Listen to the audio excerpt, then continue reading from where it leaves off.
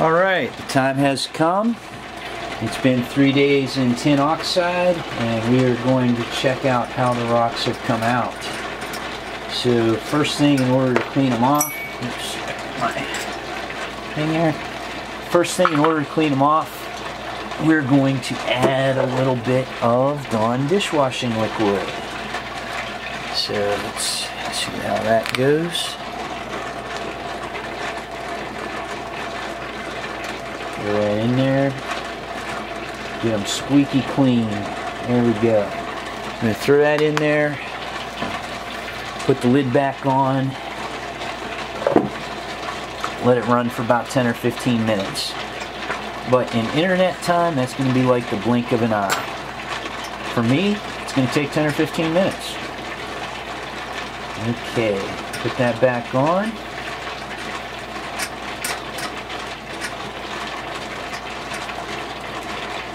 And we'll be back in a blink. And we're back. I've brought the rocks outside. I had pretty much enough light left. I could either take care of the rocks or mow my lawn. I think I made the right choice. So here I've put water in it because to me, I think if I let them get dry, it gets harder to get the grit off of them. So basically I filled this up with water, and the rocks are inside. And as usual, we got to get as much of this off as we can because we don't want it going down the drain in the house. So I will take some rocks out, put them in my colander here. I try to use the plastic one. I have some metal ones, and I've read some things that a metal one could scratch your rocks.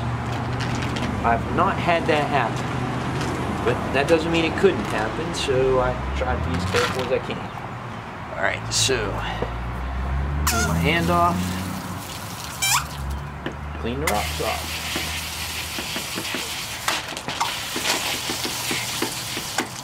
Now this is kind of a first look at what they look like, but right now they're wet. When I get them inside, I'll have them laid out dry, and we'll see what they look like dried off. I don't know if you can see that. This one still has some grit on it.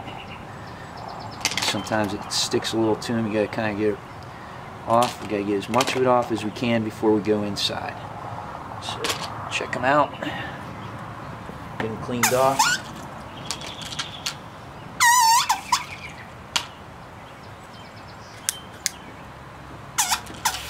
I don't know why my hose keeps squealing.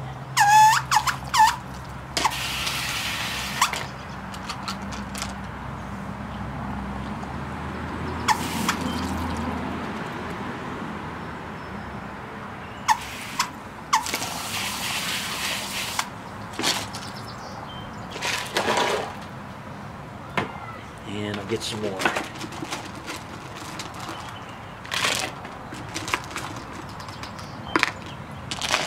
If I take too many at one time, it gets hard to get them all rinsed off. The ones on the bottom don't get rinsed off very well.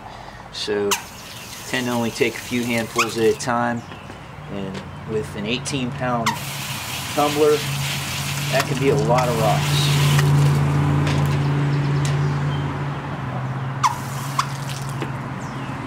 I put some quartz points in this one. Here's one that came out. Let me see if I can get that to focus. It's pretty cool. I just wondered what it would do, so I found out. And I had some nice big pieces of amethyst. Trying to find where.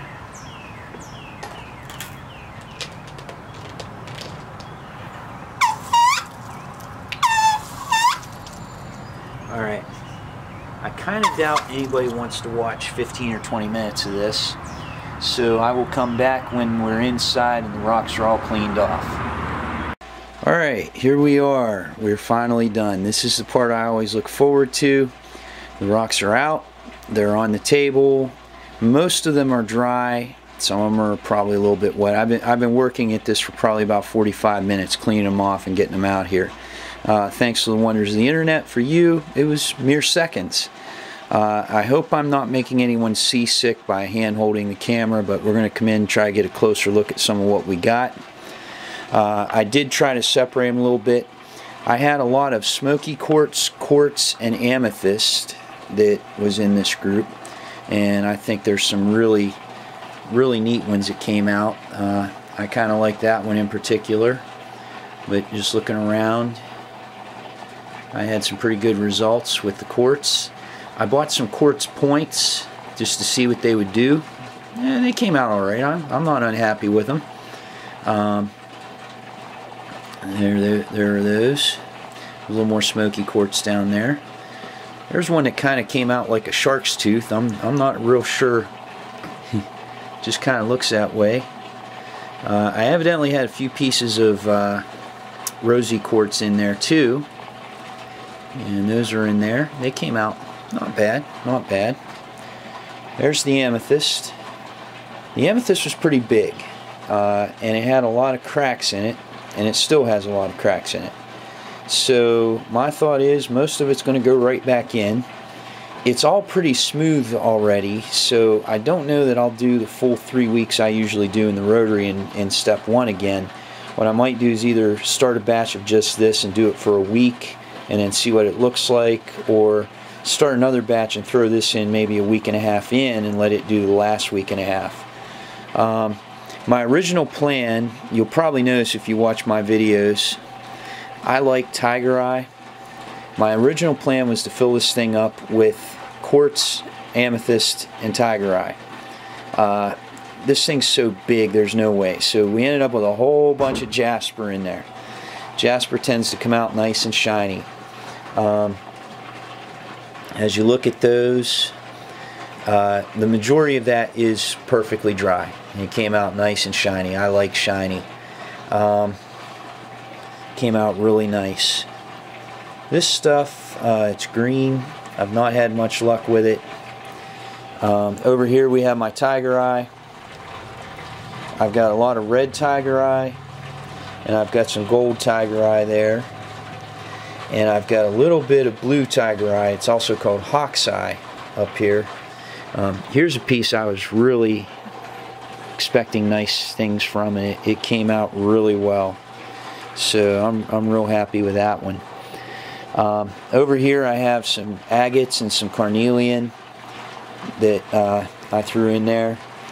And then on the far right, these are all literally rocks I picked up on the riverbank at the Ohio River from my favorite fishing spot. And I decided to use them as filler. So basically these rocks were gravel I picked up locally, and that's what I used. I'm going to reposition the camera a little bit, and then we're going to wrap this up. But you can kind of see this is a massive amount of rocks, and they all came out pretty well. Alright, I'm back, and just to wrap up, I just want to mention a few things, and I want to point out a few rocks in particular. And my son Liam has rejoined us. It's been a while since he's been in a video, and he has a few things he wants to say, so we'll pop that in at the end. I'm going to start with this one. This rock, let me get the camera to focus. There we go. This is a piece of petrified rock, or petrified wood. I've not really had any luck with petrified wood. I really haven't. If you've ever watched any of my other videos, I've tried it. It just doesn't seem to come out. That piece came out alright. And I got another piece I think is petrified wood that came out pretty nice. But one of my viewers very graciously mentioned to me a place that you can get petrified wood, and it just happens, even though I live in Ohio, my son and I are going on a trip, and we're going to be going all around the country, and at one point we'll be headed to the Grand Canyon, and I think I'm going to be able to make it work that I can stop there and get some petrified wood, and I'm really looking forward to that. Got a couple other things here. This rock right here came out very shiny. This rock was picked up for me by my uncle when I was 8 years old. I'm 48 years old now. he picked it up at John H. Carr Reservoir on the North Carolina-Virginia border, just basically to get something to keep a young boy's fancy, and it has for many years. I don't know exactly what material this is. If anybody knows, I would love to know. I was terribly afraid that this was like a calcite and that when I put it in here it was just going to disintegrate because it was too soft, but it came out really, really nicely. I did not have the nerve to put this in the rough. It was all pretty smooth already, so all I did was the vibratory part, and it came out really nice, so I'm glad that worked out. I got a question for anyone that watches these videos. My wife continually asks me, what am I going to do with these rocks? That's a fantastic question. I wish I had a good answer for it. So if anybody's got a good answer, how about letting me know? What's your answer? Put it in a barrel and look at them when you need to. Put them in a barrel and look at them when I need to. That's about what I do now. I put them in little totes and look at them when I want to. Yeah. This is a piece of locally gathered flint. You know, the thing is, here's the deal. When you look at this batch of rocks I have on this table, I obviously didn't collect all these locally. Ohio doesn't have all these rocks. So I bought some. Yeah, and I've bought through Gems by Mail, and they're great. I bought through the Rock Shop. That place is awesome. That's where I got all my tumblers. So some of these are bought. Some of these, the flint, I went to a place and I paid to collect it. The gravel I mentioned from the river, I just picked up for free. So, you know, I mean, whatever you got to do, it'll work out. What's the matter, Liam? And on a few days ago, me and Dad went to a rock show. Yes, we went to the Columbus Rock Show a few days ago, and we are planning to attend one in Cleveland in a few weeks. But there you go. Alright, so basically this wraps up another batch. Hope you've enjoyed it. Hope you've learned something. The tin oxide, I don't know that I would say it was better than the regular polish I used, but it obviously did a good job. I did end up spending an extra day in the polish because I just wasn't really ready to take them out the other day. I had some stuff going on. I'm going to take one more time. I'm going to pan through the rocks, let you get a good look at them, and then we'll call this a batch. And then we'll do some stuff at the end. Okay. So here's the quartz again, and we're moving into the amethyst, which probably I will have to do over. A lot of the jasper came out great. The Tiger eye.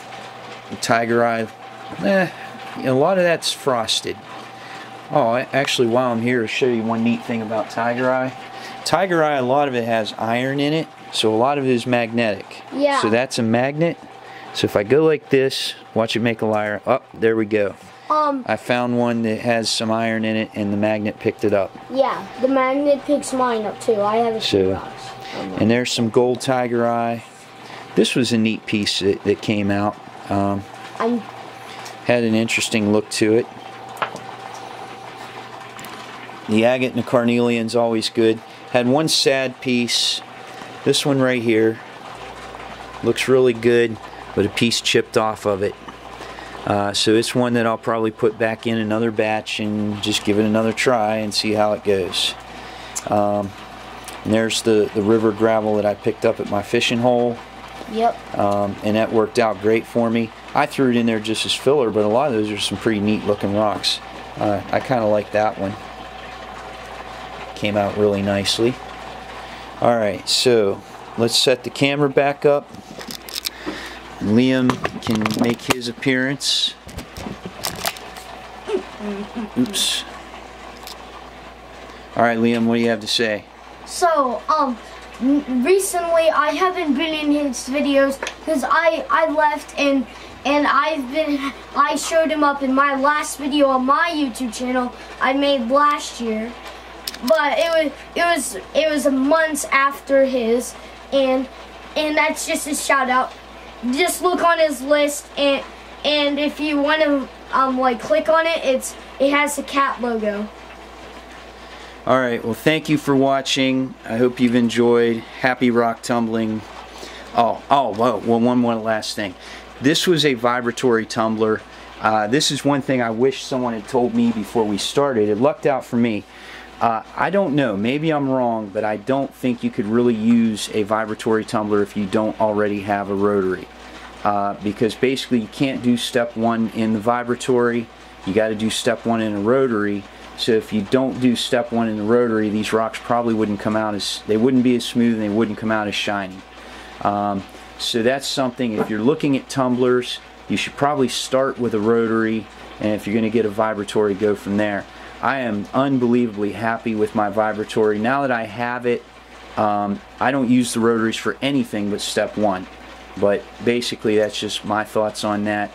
However you do it, I wish you the best of luck. I hope you get great results. When he made his first ever videos about the rotary tumblers, I think he should do those again, because I missed those parts. Alright, well thank you for watching. Hope you enjoyed. Best of luck on tumbling. Oh, wait. I'm older than last time you guys saw me. This time, I'm not 8 this time, I'm 8.5. I just turned 8.5 a month ago. Alright, have a good one. Thank you.